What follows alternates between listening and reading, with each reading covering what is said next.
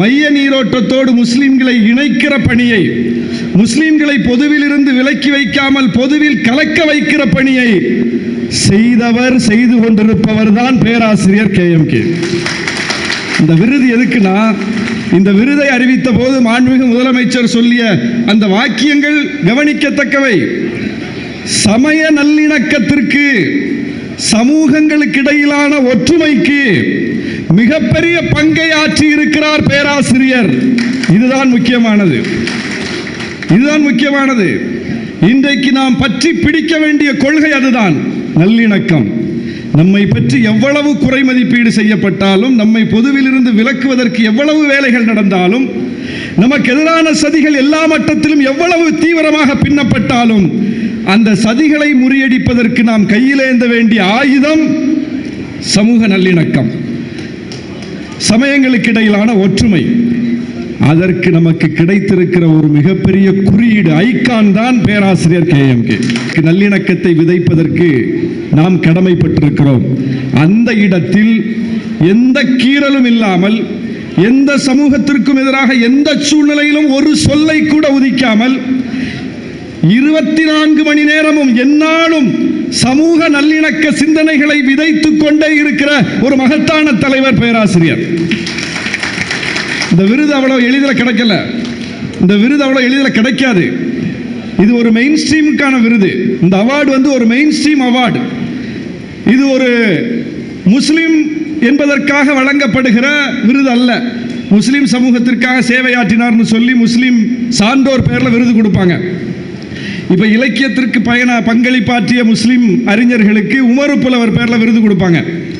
அதுபோல ஒரு விருது அல்ல. ஒரு முஸ்லிம் சமூகத்திற்கு பங்காற்றி இருக்கிறார் என்பதற்காக ஒரு முஸ்லிம் ஐகான் பெயரில் கொடுக்கப்படுகிற விருது அல்ல. இந்த விருது தமிழ்நாட்டை மாற்றி அமைத்த, இந்தியாவை மாற்றி அமைத்த, இந்தியாவுக்கு தமிழ்நாட்டுக்கு மிகப்பெரிய பங்களிப்பை செய்த, வாழ்நாளெல்லாம் அதற்கு உழைத்த, பொது பங்களிப்பு செய்தவர்களுக்கு கொடுக்கப்படுகிற விருது. சங்கரையா அப்படிப்பட்டவர், நல்லக்கண்ணு அப்படிப்பட்டவர், ஆசிரியர் கி வீரமணி அப்படிப்பட்டவர், குமரி அனந்தன் அப்படிப்பட்டவர். அந்த வரிசையில் பேராசிரியர் வைக்கப்பட்டிருக்கிறார். இந்த வரிசை முக்கியமானது, இந்த வரிசையை கவனிக்கணும். இது நம்மளுக்கே பெரிய சர்ப்ரைஸ். முதலமைச்சர் கொடுத்திருப்பது மிகப்பெரிய சர்ப்ரைஸ். அந்த அறிவிப்பு வந்தவுடன் உண்மையிலேயே சிலிர்த்து போய்விட்டது. ஏனென்றால் இந்த இடம்தான் முக்கியமான இடம். நான் ஏற்கனவே சொன்னது போல ஒரு முஸ்லிம் பெயரிலான விருதை ஒரு முஸ்லிமுக்கு கொடுப்பதில் ஒன்றும் வியப்பில்லை.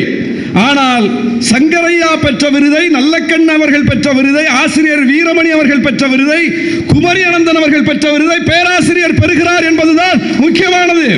தமிழ்நாட்டு சரித்திரத்தில் அந்த தலைவர்களுக்கு என்ன இடமோ அந்த இடம் பேராசிரியருக்கு உண்டு என்பதை அரசு அங்கீகரித்திருக்கிறது.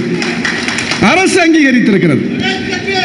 அதுபோலத்தான் கண்ணியத்திற்குரிய காயிதே மில்லத் அவர்கள் பெயரில் நூலகம் திருநெல்வேலியிலே, அண்ணா பெயரில் நூலகம், கலைஞர் பெயரில் நூலகம், காமராசர் பெயரில் நூலகம், தந்தை பெரியார் பெயரில் நூலகம், அந்த வரிசையில் கண்ணியத்திற்குரிய காயிதே மில்லத் பெயரில் நூலகம். அந்த வரிசை இதுதான் முக்கியமானது. இந்த இடத்தை பிடிப்பதற்குத்தான் நாம் போராடி கொண்டிருக்கிறோம்.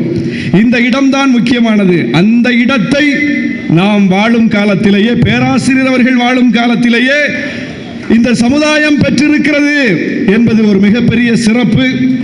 அவர் அதிர்ந்து பேசாதவர். அவருடைய அணுகுமுறை, ஒரு காலத்தில் ஆவேசமாக புறப்பட்ட இளைஞர்கள் நாங்கள்.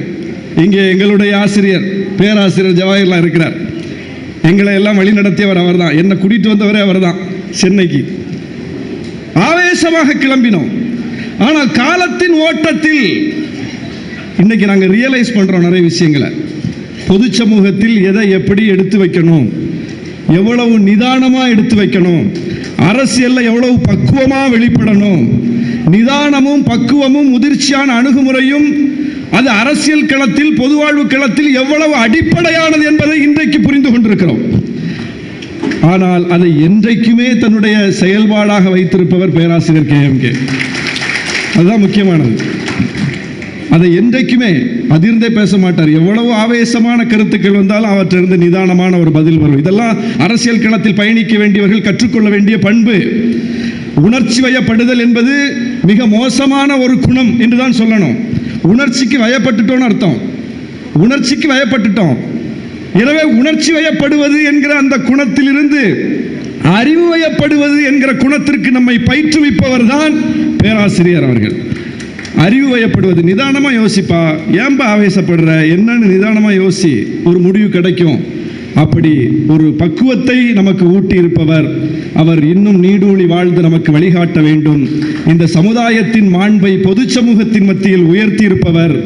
அப்படிப்பட்ட பேராசிரியர் பெருந்தகை அவர்களுக்கு இந்த விருது கிடைத்திருப்பதில் எல்லையில்லா மகிழ்ச்சி அடைகிறோம். விடுதலை சிறுத்தைகள் கட்சியின் சார்பில் எங்கள் தலைவர் எழுச்சி தமிழர் அவர்கள் அவர் மீது மிகுந்த பேரன்பு கொண்டவர்.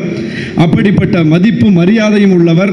அவரின் சார்பிலும் எங்களுடைய நெஞ்சார்ந்த வாழ்த்துக்களை தெரிவித்து விடைபெறுகிறேன். நன்றி.